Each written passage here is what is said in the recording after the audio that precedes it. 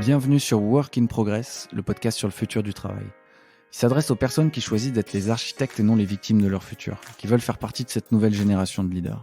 Moi, c'est Mathieu, et chaque semaine, je rencontre des guides qui participent à construire un futur du travail souhaitable. Ils ringardisent les modèles dominants qui détruisent l'humain en partageant des manières de mieux travailler. On touche à beaucoup de sujets, relations, management, alimentation, organisation. Mais le deal pour chaque épisode, c'est une leçon du futur et une clé d'action concrète à appliquer maintenant.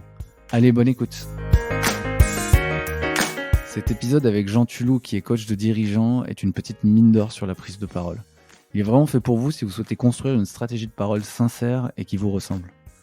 À la base, je lui ai demandé comment réussir mes prises de parole en sortant du cliché du bon orateur où tout est normé, parce que la vraie vie, c'est pas un TED Talk. Et en fait, il a choisi un angle super pratique pour traiter le sujet. Il parle de moments à enjeu qui peuvent tout aussi bien être des prises de parole en public ou des prises de parole du quotidien. Et il donne la marche à suivre en 3 questions pour réussir ces moments en jeu.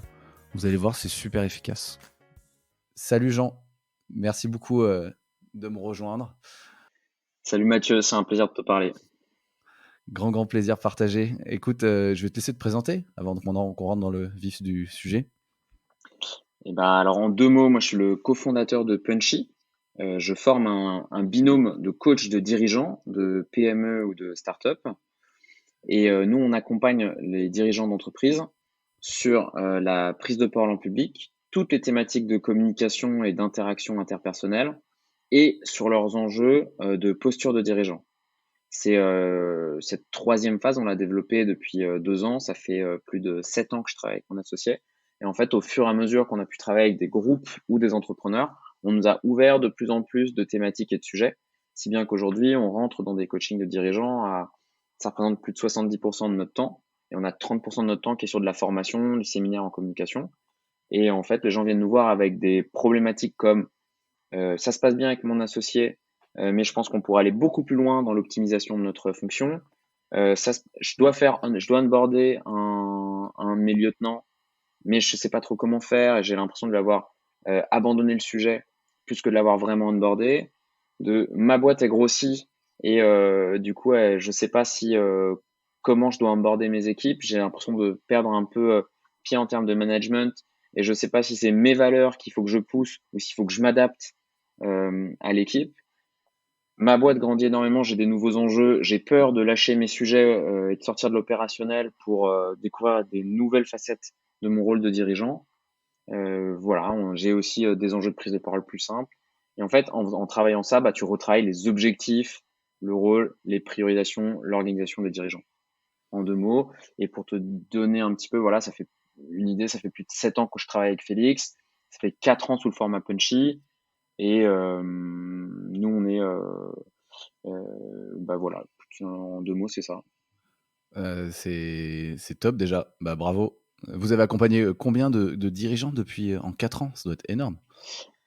Alors, on sait que, alors moi, j'avais fait le compte déjà du nombre de gens qu'on avait vu en formation, parce qu'on vient vraiment de la formation à l'origine. On avait, nous, en fait, pour te donner une idée, on a commencé ce travail. Moi, j'étais auditeur financier chez Ernst Young il y a 7-8 ans.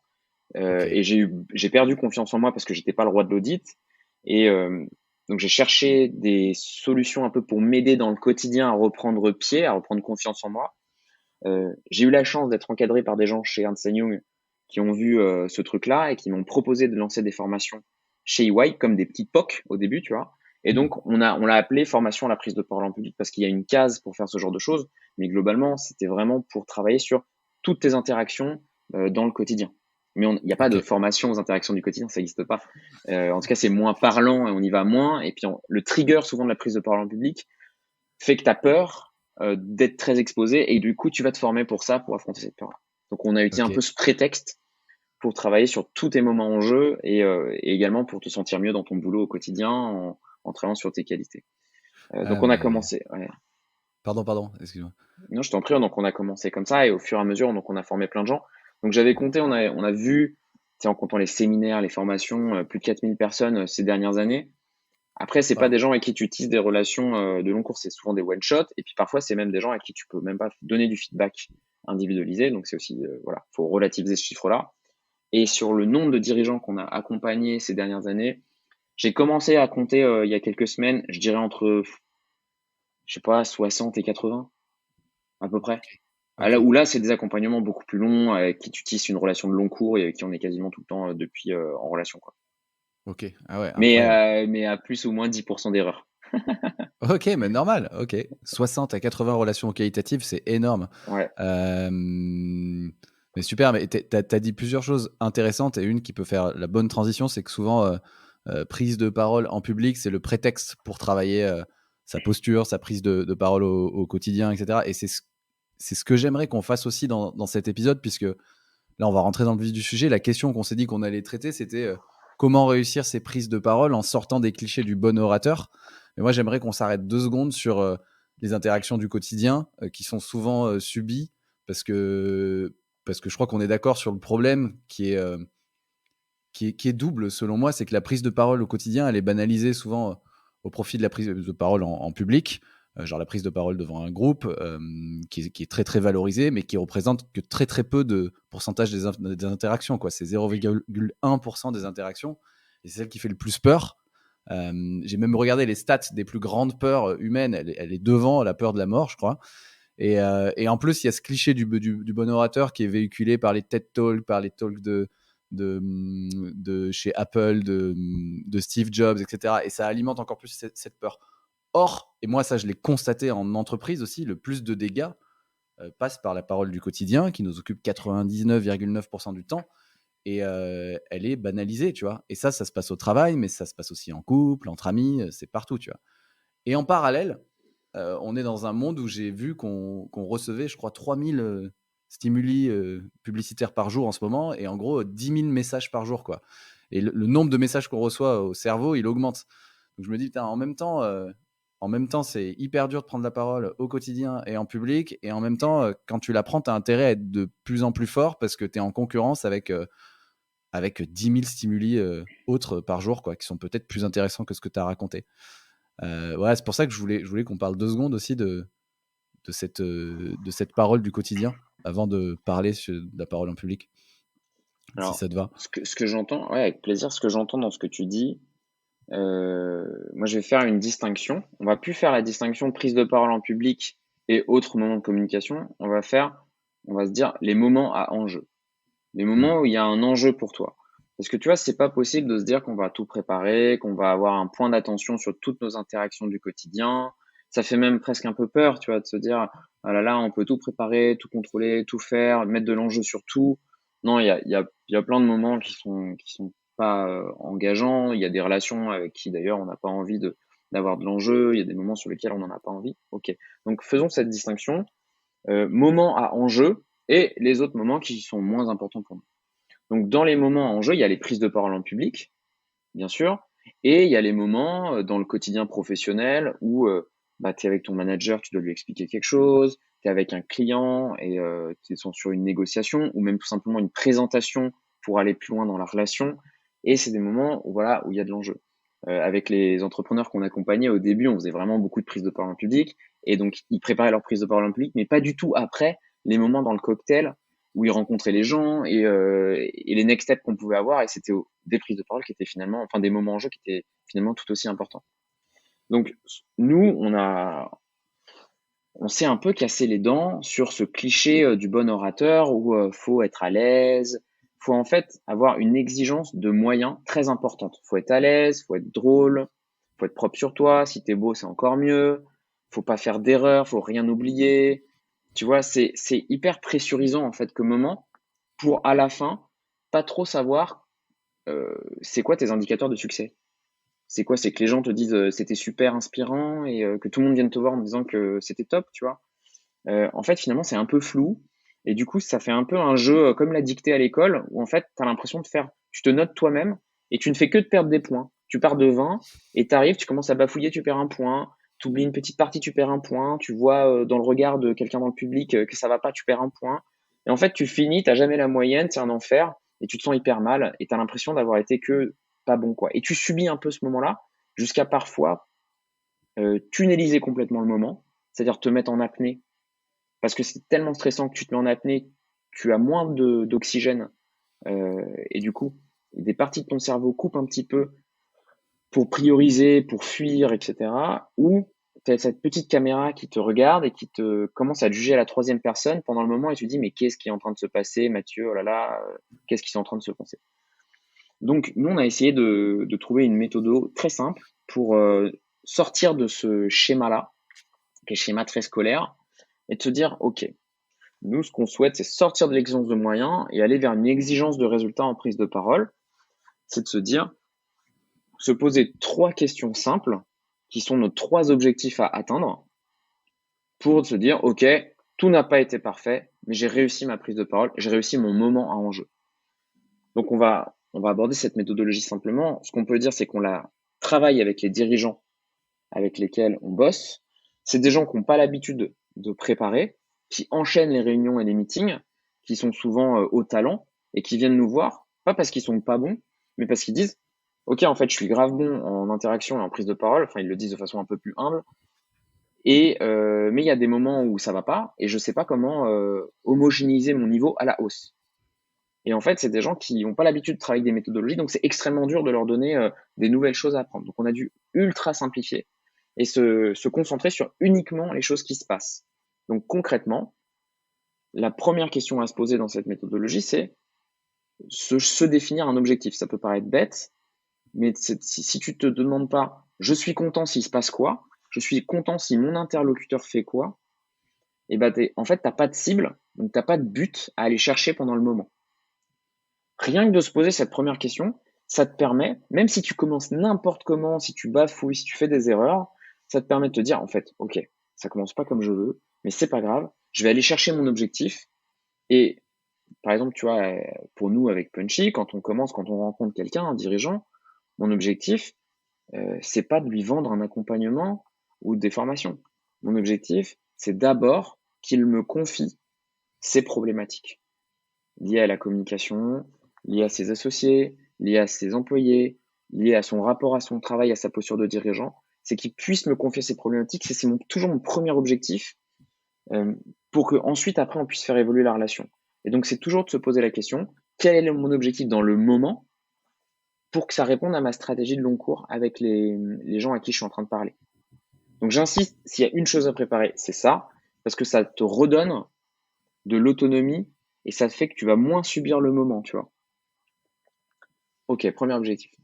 Le second et le troisième, ça va être des objectifs qui vont aider à répondre au premier. Donc le second, ça va être de travailler sur l'état dans lequel tu laisses la personne. Nous, on a une citation d'une poétesse haïtienne, on n'est pas hyper citation, mais celle-là, la nana, elle a capté un bon truc. Elle s'appelle Maya Angelou et elle dit, les gens vont pas trop se souvenir de ce que tu as dit ou de ce que tu as fait, mais plutôt de comment tu les as fait se sentir. Et on peut faire cet exercice très rapidement, de se dire, si vous avez une grand-mère avec qui vous vous entendiez hyper bien, un professeur qui vous a beaucoup inspiré, un souvenir marquant d'un de vos meilleurs amis dans l'enfance, enfin voilà, ce genre de choses. Monsieur Decorme, mon professeur de français en 6e, qui m'a fait aimer le français. Voilà. Bah, tu vois, quand t'en parles là, il y a une émotion qui remonte, enfin, il y a une forme de sourire, et c'est sûr, enfin, tu vas pas forcément te souvenir d'exactement toutes les conversations au mot près ou toutes les situations, même si c'est un petit peu flou, mais il y a un état qui remonte. Ah, il m'a donné confiance. Non, Voilà. mais c'est très très juste cette citation, je l'adore. Et en fait, si vous voulez, on va travailler sur cet objectif-là, et je vais expliquer un petit peu en 2 mots parce que c'est pas très intuitif. Si tu choisis un état dans lequel tu veux laisser ton interlocuteur, par exemple, en confiance, tu vas tendre vers ça. Donc tout ton langage corporel va essayer plein de choses pour laisser ton auditoire en confiance. Et ça va t'éviter de te fixer, de te fliquer, pardon, sur il faut pas que je fasse ça avec mes mains, il faut pas que je me balance, il faut bien que je regarde tout le monde dans les yeux. En fait, tu vas le faire automatiquement en fonction de tes qualités et tu vas essayer. Donc c'est un objectif c'est pas palpable, c'est pas une science exacte, tu sauras pas si tu as vraiment mis en confiance tout le monde, mais en fait c'est pas grave, tu auras essayé de le faire et tu vas tendre vers ça. Tu prends l'exemple aussi de si tu as un gamin à côté de toi qui se met à pleurer, tu vas essayer de le rassurer.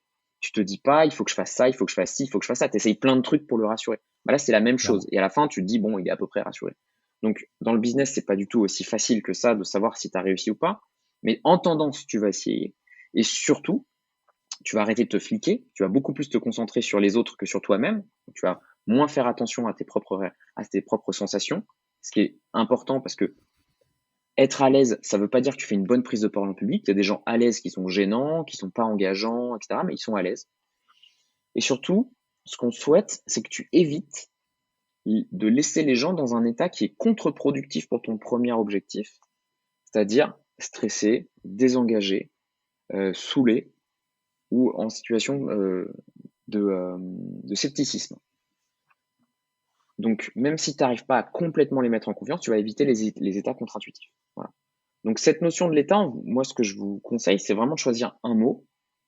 C'est de dire, j'aimerais qu'il soit en confiance, j'aimerais qu'il soit engagé, j'aimerais qu'il soit enthousiaste. Ça peut être aussi, j'aimerais qu'il soit stressé quand tu as un moment compliqué à traverser. Mais voilà, donc la première question, c'est, je suis content s'il se passe quoi à la fin de ce moment. La seconde, c'est, et donc ça va te permettre d'aller chercher ton objectif dans le moment, de lui donner un enjeu qui n'est pas est-ce que je suis bon, est-ce que je suis pas bon, je joue toute ma légitimité de professionnel sur ce moment. Non, c'est un moment avec un enjeu précis, aller chercher, voilà. Le second, c'est un enjeu sur l'état dans lequel tu laisses les autres, ça va t'aider à te détendre sur ton body language, sur tes compétences d'orateur, tu vas essayer plein de choses, tu vas moins te fliquer, tu vas t'autoriser à faire des erreurs, c'est pas grave. Et le troisième point, qui est peut-être le point qui peut paraître le plus naturel à préparer, mais je le dis à la fin, c'est je suis content si les gens retiennent quoi. Attention, c'est pas ce que je vais dire, parce que tu vas peut-être faire une grande présentation, tu vas peut-être donner plein de slides, plein d'exemples, plein de trucs.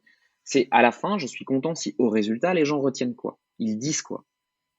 Moi, là, sur notre interview, Mathieu, moi, je serais content si on se dit à la fin, la prise de parole, en fait, on va sortir de l'exigence de moyens et on va essayer l'exigence de résultats. On va essayer la méthode en 3 points. En fait, pourquoi je dis ça? Parce que c'est pas tout le monde sait qu'on retient pas énormément de choses d'une prise de parole ou d'un moment d'échange. Et en fait, ça te permet de faire un choix sur ce que les gens vont retenir pour toi, être beaucoup plus pédagogue dans le moment, le rendre plus vivant, essayer de réexpliquer, de reformuler, d'appuyer vraiment les choses et ça va t'aider. Et de deux, de choisir la clé pour re-rentrer dans la complexité de ta pensée ensuite. C'est-à-dire que toi, dans 2 semaines, tu diras, ah ouais, avec Jean, on avait parlé de quoi? Ah ouais, cette exigence de résultat dans la prise de parole. Ah, c'était quoi déjà? Ah bah, il fallait choisir un objectif, un état, retenir des trucs, et attends, à l'intérieur, il y avait quoi? Comme des poupées russes, tu vois. Et t'en choisis une ou deux comme ça. Voilà. Et c'est génial parce que la manière dont tu es en train d'expliquer ça, en fait, tu le fais. Enfin, c'est à la fois un très bon exemple de prise de parole où tu es en train de faire des récaps, tu reviens sur les différentes étapes, c'est hyper structuré. Et justement, toi, enfin, tu as dit, je suis content s'ils retiennent quoi. C'est là où tu vas bosser la structure à la fin. Parce que là, quand même, quand tu parles, et tu es super fort en prise de parole, du coup, c'est super structuré. Est-ce que c'est quelque chose qui est important ou secondaire? Alors déjà, c'est parce que on l'explique très souvent, ce truc-là, donc ça sort un peu naturellement. Mais si tu veux, ta structure, après, tu la fais comme tu veux, comme c'est le plus confortable pour toi, une fois que tu as défini tes objectifs.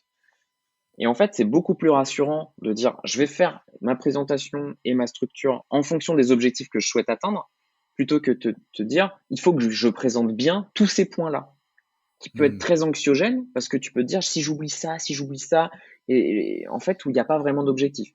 Vraiment, moi je vous invite à sortir de cette mentalité de je suis là pour présenter, je suis là pour que ça se passe bien. Parce qu'en fait, on ne sait pas si on a réussi ou pas. Ok. Et je prends un exemple. Par exemple, je suis dirigeant ou manager, parce que ça peut même s'appliquer à du middle manager. Et j'ai un rituel hebdo avec mon équipe. Et genre, j'ai un rituel avec. Alors, soit c'est des one-to-one, soit c'est un truc avec plusieurs personnes. Et je vois que ça coince un peu, que c'est des réunions qui.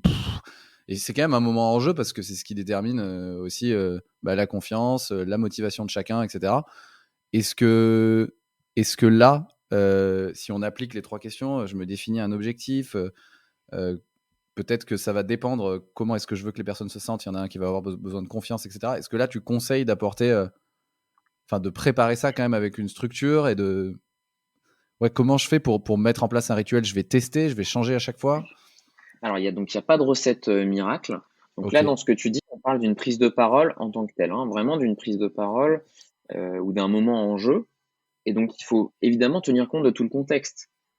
Si c'est une réunion, on a souvent cette question, hein, la réunion du lundi matin où tout le monde arrive la tête dans le cul et en Ouais, fait, moi, celle-là, j'ai ouais. envie de dynamiser tout le monde, énergiser tout le monde. Peut-être qu'il y a un petit problème dans la structure et dans l'ambition qu'on crée dans le moment. Tu vas essayer deux, trois fois, tu te rends compte que ça fonctionne pas, bah, peut-être qu'il faut remettre en question la structure en tant que telle. Peut-être que ce moment-là, il faut le splitter en plusieurs temps et on peut avoir une exigence, une ambition sur le moment qui est pas d'énergiser tout le monde, mais qui est peut-être d'engager, de clarifier sur ce qu'on veut faire dans la semaine. Voilà, ou sur tout simplement de recréer un échange ou un dialogue. En fait, faut vraiment garder son bon sens et se dire, c'est pas parce que tu te fixes des objectifs que tu peux absolument les atteindre. Euh, et c'est en ça que la stratégie est de choisir des objectifs, bah, ça te permet de remettre beaucoup plus de bon sens dans toutes tes prises de parole.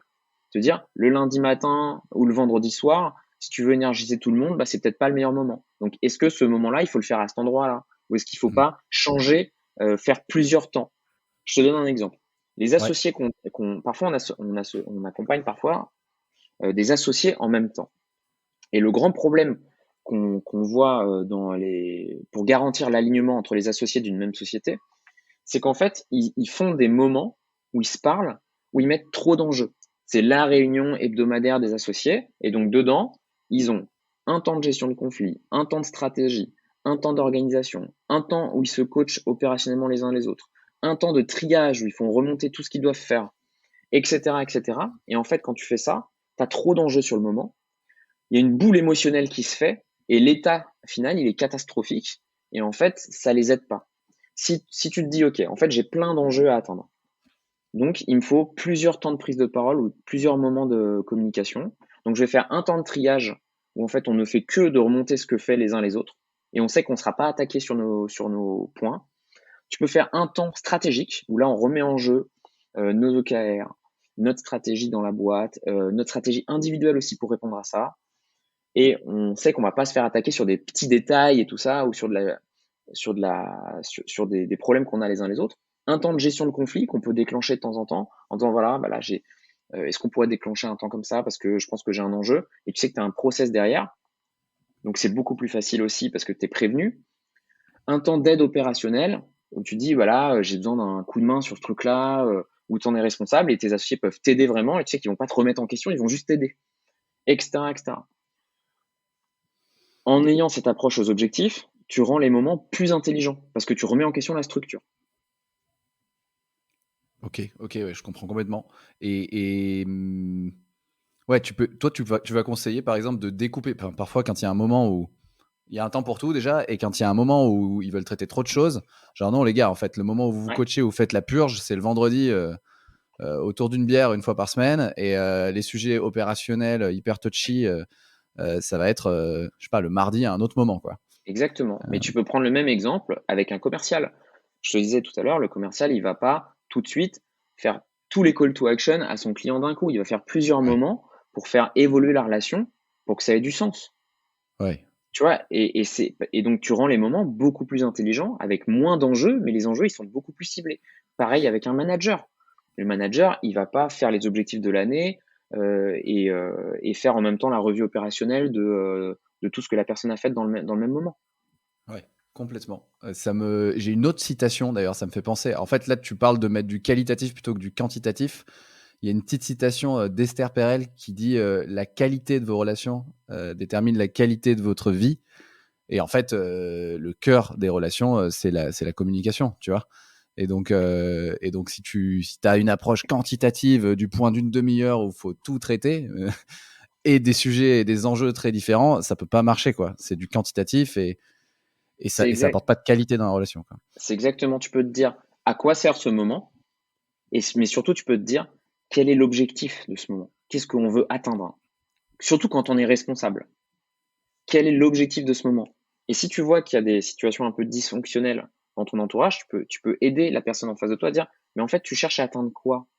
Tu peux l'aider à accoucher de quel est vraiment son objectif pour que on sorte des réunions interminables, des prises de parole qui sont sclérosées, tu vois, qui suivent une sorte de template qui est dévitalisé de sens, pour dire, en fait, on cherche à atteindre quoi? Ce moment, il sert à quoi? Ok. J'ai deux petites questions par rapport à ça.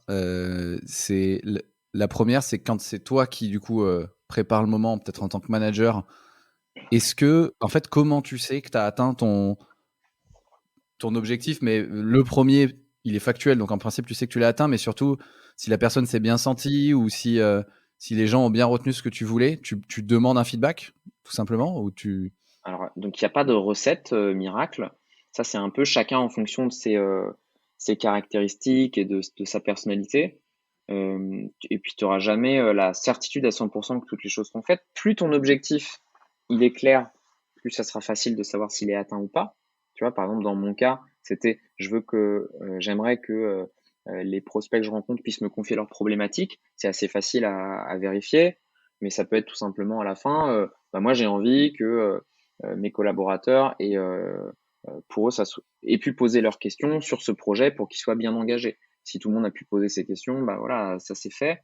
Et après, il y a parfois on cherche des objectifs qui sont plus difficiles. Donc je pense que vraiment, c'est dans la définition de l'objectif que déjà tu peux t'enlever une épine du pied pour chercher à savoir si ça va être validé ou pas. Ok, ok. Et ok. Mais toi, personnellement, par exemple, tu demandes pas à la fin comment vous vous êtes senti. Enfin, c'est trop lourd, tu vois. Enfin, Bah pour non, savoir si non, vraiment la ça marche personne. pas. Ça Ok, marche pas en fait. C'est très difficile de dire parce que la personne elle va vouloir te faire plaisir et elle va te dire non non mais ça va, je me suis bien senti. Tu vois ok, ce que je veux dire? ok, ok. C'est ça, il faut que tu sois un peu fin et surtout faut te concentrer sur l'état final dans lequel tu laisses les gens et un peu leur foutre la paix sur les états transitoires. C'est-à-dire Ok. qu'en prise de parole en public, si je peux faire un mini point ou même dans les moments où il y a de l'enjeu, laisser les gens être sceptiques, laisser les gens être dans une position un peu de retrait parce que en fait, ça nous protège. Si vous cherchez un oui tout de suite dans votre introduction ou quand vous apparaissez devant eux, en fait, vous leur mettez trop de pression. C'est comme si je te disais, Mathieu, je veux te présenter Punchy, j'aimerais vachement bosser avec toi. Si je te dis tout de suite, bah tu vois, Mathieu, Punchy c'est génial, franchement, on fait des trucs de ouf, tu vas voir avec nous, tu vas être trop bien coaché et tout. En fait, je te mets une petite pression en te disant, bah s'il te plaît, Mathieu, aime-moi, dis-moi que ce que je fais c'est bien. Et en fait, toi, du coup, tu vas me dire oui, mais en fait, ça va t'empêcher de vraiment te dire, ah ouais, attends, est-ce que ça peut être bien de travailler avec Jean ou pas? Parce qu'en fait, je te mets trop de pression. Donc, je vais en Ok. fait un peu brusquer la relation. Et donc, en fait, parfois, tu vois, on est un peu énervé du fait que les gens aient une posture un peu défensive au début quand on prend la parole, ou soit un peu te regardent un peu en chien de faïence. Et pourtant, ça veut dire qu'ils se mettent à vraiment confronter ce que tu leur dis avec leur vie. Et nous, ce qu'on a repéré, c'est que les plus grands sceptiques, parfois, étaient nos meilleurs défenseurs parce qu'ils avaient vraiment pu se dire, OK, je suis convaincu de ce que vous dites parce que j'ai vraiment pu vous poser des questions. Et que les gens qui étaient enthousiastes beaucoup trop rapidement, t'écoutaient pas vraiment et voulaient juste te renvoyer l'histoire de me remets pas en question, t'inquiète, c'est bien ce que tu dis. Donc, Ok. attachons-nous à l'état final dans lequel on laisse les gens et faisons pas trop attention au début à comment ça se passe. Voilà, on essaye de les rassurer, on essaye de les mettre en confiance si c'est votre objectif, mais on compte les points à la fin. Ok. Ok. On compte les points à la fin. Top. Top. Top. Et par rapport à tout ce qu'on vient de dire, est-ce que est-ce que c'est en faisant ça déjà, enfin, si j'ai réellement une petite prise de parole en public à préparer, là, on est sur un autre registre où on se pose à peu près les mêmes questions? Alors moi, si je peux ajouter un point, Ouais. je vous propose du coup de tenter cette méthodologie d'approche au résultat, donc de choisir votre objectif, l'état dans lequel vous laissez les gens et ce que vous souhaitez que les gens retiennent.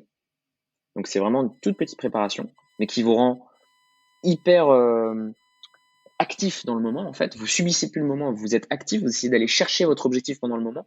Et ensuite, je vous propose de tenter une introduction, une forme de cadrage. Voilà, une cadrage en 4 points qui vous permet de vous lancer en vous mettant moins de pression dans le moment au début. Parce que voilà, on est tous un peu stressés de l'introduction, de se présenter aux autres, de comment faire. Et donc là, du coup, c'est un cadrage qu'on propose qui peut vous servir en prise de parole, mais aussi dans plein d'autres moments d'interaction. Donc cadrage en 4 points. 1, on annonce l'objectif du moment. bah, aujourd'hui, voilà, on est là, on se réunit pour apprendre à préparer une prise de parole. Voilà, c'est vraiment notre objectif, c'est vraiment pour ça que je suis là. Est-ce que vous êtes OK? Est-ce qu'on est tous alignés sur l'objectif? Voilà, ça, c'est le premier point. Et tout de suite, déjà, on se dit, OK, on est là pour ça. En deux, c'est de lever les peurs de son auditoire pour faciliter son écoute. Alors, OK, on va travailler sur de la prise de parole en public, ne vous inquiétez pas, on ne fera pas d'exercice dans lequel vous serez mis au tribunal populaire. Vous ne serez pas obligé de faire des exercices si vous n'avez pas envie de les faire. Ça s'adapte à tous les niveaux, hein, vraiment au niveau de chacun. Et on va vraiment essayer de s'adapter à vos enjeux professionnels. Hein, on ne fera pas des exercices de théâtre ou des exercices bizarres. On va essayer d'être au plus proche de vos exigences pour que ça vous serve tout de suite, etc., etc. En fait, tu te mets en empathie dans la tête de tes interlocuteurs pour essayer de les détendre et de faciliter leur écoute et tout ce qui peut parasiter leur écoute. Donc, un, les objectifs, tu annonces ton objectif. Deux, on appelle ça un peu genre déverrouiller les peurs de ton auditoire, sans lui dire on sait que vous avez peur en fait, mais juste en disant voilà, on a pensé le moment comme ça pour que ça soit le mieux pour vous. En trois, si tu peux, tu donnes un rôle à ton auditoire.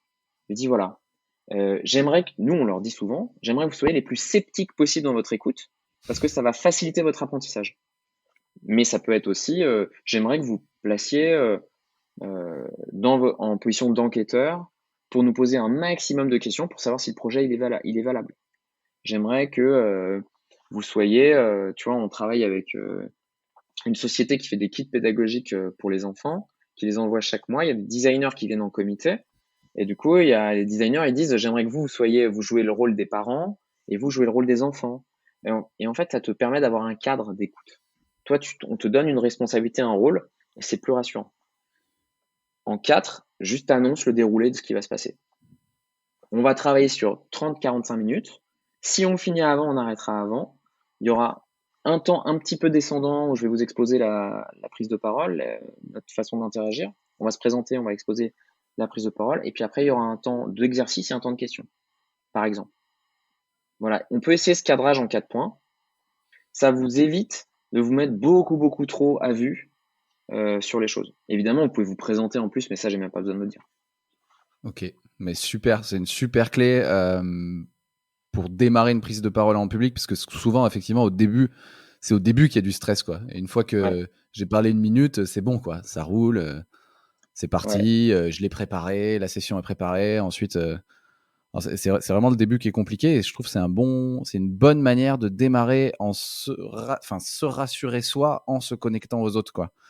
Parce qu'il y a aussi un truc souvent de la prise de parole en public d'avoir vraiment bien préparé la première minute, mais d'être dans son truc, quoi. Pas du tout connecté avec les autres, et je récite le truc, c'est bon, c'est parti, et en fait, je me connecte pas. Et ça, c'est super intelligent ce que tu proposes de rassurer les autres, de se connecter à eux, parce qu'en fait, potentiellement, ils ont peut-être aussi peur, ils savent pas à quelle sauce ils vont être mangés, et leur donner un rôle, c'est une clé super intéressante aussi.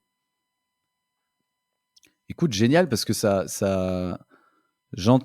en fait, c'est vrai que tout découle, et j'ai l'impression qu'en faisant l'exercice déjà au quotidien, d'être proactif sur ces moments en jeu, ça aide pas mal, notamment à préparer une prise de parole en public, parce que c'est les mêmes mécaniques à chaque fois derrière. Et non, merci pour tout ce que tu as partagé. Est-ce que je fais un petit récap? Ouais, allez, je fais un petit récap. On verra, on verra si on garde, mais je pense qu'on gardera. Toi, tu as amené le sujet de la prise de parole en disant, en fait, découpons la prise de parole comme moment en jeu et tous les autres moments, parce qu'on peut jamais tout préparer. Et ces moments en jeu, bah, dans ces moments en jeu, on va essayer de sortir d'une exigence de moyens. Il faut absolument que ce soit parfait. Et on va entrer dans une exigence plutôt de résultats. Et pour ça, il y a 3 questions à se poser. Du coup, redéfinir son objectif, tu vois. Je suis content s'il se passe quoi. Comment je veux que la personne se sente en face pendant l'échange. Par exemple, comment est-ce que je mets la personne en confiance. Et je suis content si les gens retiennent quoi. Quelle info. Et déjà, ça, par ces quelques questions, on arrive à préparer un moment en jeu. Et après, il faut faire attention, parce qu'il y a un temps pour tout. Le moment en jeu, justement, il est peut-être au mauvais moment dans la journée ou dans la semaine. Et peut-être qu'on veut traiter trop d'enjeux dans le même moment. Et ça peut être aussi important de s'en rendre compte pour découper ces moments-là. Et Et tu as dit aussi un truc intéressant, c'est que c'est important de laisser les gens être sceptiques. Limite, c'est bien parce que ça fait partie du processus. Et s'ils sont sceptiques, c'est qu'ils font attention à ce que tu dis et du coup, il faut plutôt s'attacher à compter les points à la fin et à leur état final. Et ça fait une bonne préparation à une prise de parole en public parce que c'est des questions qu'on va se poser sur une prise de parole en public. Et là, le stress vient souvent du début, comment je démarre ma prise de parole. Et donc, pour faire baisser un peu ce stress, ce que tu as proposé, c'est un cadrage en 4 étapes. C'est je parle des objectifs de la session, je lève les peurs de l'auditoire en leur expliquant qu'ils vont pas être, en leur expliquant comment ça va se passer pour les rassurer. Je peux même leur donner un rôle en leur demandant d'être le plus sceptique possible ou d'être enquêteur pour poser plein de questions. Et j'annonce le déroulé. Et là, tout va bien, quoi. Est-ce que C'est j'ai dit ça. des bêtises ou est-ce que c'est... Non, non, pas du tout. Et alors d'ailleurs, tu dis pas de bêtises parce qu'en fait, tout ça, moi, c'est un rapport d'exploration. Donc c'est des convictions que j'ai forgées, qui fonctionnent bien avec Félix, mon associé et moi. Et on travaille avec des gens avec qui ça fonctionne. Mais moi, mon objectif, c'est que tu me dises, OK, bah ça, je suis d'accord, ça, je suis moins d'accord. En fait, ça fonctionne pour moi, ça fonctionne un peu moins. Le but, c'est que tu crées ta façon d'être à l'aise avec les prises de parole et les temps de communication. Comme ça, on sort complètement des clichés du bon orateur. Tu vois, tu dis, ah bah voilà, moi, c'est ce qui fonctionne, c'est plutôt ça et tout. Et tu te fais ta propre tambouille au fur et à mesure. Et tu vois, bah, les gens qui vont écouter notre enregistrement, c'est vraiment de les inciter à dire, prenez ce qui vous est vraiment utile, ce qui résonne avec vous-même, faites votre propre cuisine, votre marché, votre propre cuisine, et pour que ça vous soit utile dans le quotidien, quoi. Bah Jean, merci beaucoup parce que tu nous as donné plein d'ingrédients pour passer de cuisinier amateur à peut-être pas chef dès demain, mais très bon cuisinier sur la prise de parole du quotidien et la prise de parole en public. Est-ce que toi, tu as un mot de la fin qui résumerait ça ou pour motiver les gens un peu? Alors, Qu'est-ce que tu as envie non, de mais leur dire? je peux dire une petite chose en plus. Si parfois on est agressé dans un moment où on est éclairé, c'est-à-dire qu'on a des questions un peu difficiles, où on se sent un peu pressurisé, euh, on conseille vraiment de, euh, de prendre le temps de respirer. C'est-à-dire que si vous commencez à vous sentir agressé, si vous commencez à vous sentir pressurisé, c'est prendre le temps de respirer, de surtout pas répondre tout de suite. Vraiment, vraiment, vraiment. Et ensuite, de ne pas chercher à se justifier ou à répondre, mais à enquêter. Là, vous vraiment vous mettez dans une position d'enquêteur et vous essayez d'enquêter pour savoir pourquoi la personne vous pose cette question-là, qu'est-ce qu'il y a derrière, et vous allez voir que l'émotion de la personne en face va redescendre et que vous allez reprendre un petit peu vos appuis et vous allez vous donner un petit peu de temps. Et ça, c'est un petit conseil qu'on donne parce que on peut appréhender le fait d'être déstabilisé, d'être dans des situations dans le business parfois qui sont un peu compliquées. Voilà. Et donc d'essayer de se dire, si j'ai quelque chose de difficile qui vient vers moi, je me mets juste tout simplement à respirer, je réponds pas tout de suite, et je commence à poser des questions à la personne en face pour dire, ah d'accord, donc vous voyez ça, vous reformulez, et vous vous mettez en position d'enquêteur pour savoir pourquoi elle pose cette question-là, quel est le problème qu'il y a derrière, et essayer de bien, bien, bien, bien comprendre. Ça va vous aider à mieux gérer l'agression. Encore de la valeur jusqu'au bout, quoi. Jean, où est-ce que les gens peuvent te retrouver pour te retrouver toi ou bosser avec toi chez Punchy Bah, moi, ce que je vous propose, c'est d'aller écouter les articles parlés de Félix, en fait, qu'on a enregistrés. C'est des tout petits enregistrements de 5 à 7 minutes qui sont pas montés. Donc, il n'y a pas de jingle, il n'y a rien. C'est sur une thématique précise qu'on a vue dans des accompagnements dirigeants ou dans les formations et qu'on rend utilisable en fait comme des petites capsules pédagogiques. Et donc, allez regarder ces articles parlés sur Spotify, ils sont disponibles sur Deezer, sur iTunes. Et comme ça, vous pourrez piocher un petit peu dans la boîte à outils pour savoir s'il y a des problématiques qu'on soulève qui peuvent répondre à des enjeux que vous avez. Et puis après, si ça vous plaît, la façon dont on travaille, c'est de nous contacter pour échanger sur vos enjeux. Et puis après, on verra quoi. Mais voilà. Et pour Ok, nous contacter, c'est facile, c'est punchy.fr, c'est jean@punchy.fr. Enfin, c'est très simple. ok. Donc plutôt via le site et juste pour les articles parlés, pour les retrouver par exemple sur Spotify, Je tape, enfin c'est sous le nom de Punchy aussi. Ouais, tu tapes Et là je les Punchy, trouve. Ok. les articles parlés, tu vas les trouver. Punchie, c'est ça? C'est ça. Ouais. C'est ça, ok. Merci beaucoup pour toute cette valeur que tu nous apportes, toute cette pédagogie, toutes ces méthodos. Je te souhaite de bonnes vacances et puis à très bientôt. Merci beaucoup Mathieu, c'était super. Ciao. Merci d'avoir écouté jusqu'au bout. Je suis très preneur de vos retours sur cet épisode. Je réponds à 100% des messages. Je les transmets même à l'invité du jour quand le feedback peut lui être utile et ça fait aussi toujours plaisir. Donc vous pouvez me contacter sur LinkedIn en tapant Mathieu Bernard avec un seul T à Mathieu ou par mail à mathieu@inprogress.pro. Et si l'épisode vous a plu, vous pouvez faire 3 choses. Première chose, abonnez-vous pour recevoir les épisodes suivants. Deuxième chose, partagez cet épisode à une personne autour de vous à qui ça pourrait être utile. Et troisième chose, mettez une note de 5 étoiles sur le podcast pour faire plaisir aux algorithmes, le faire ressortir dans les classements et surtout le faire découvrir à plus de monde. Merci beaucoup, je vous laisse passer à l'action et à très vite sur Work in Progress.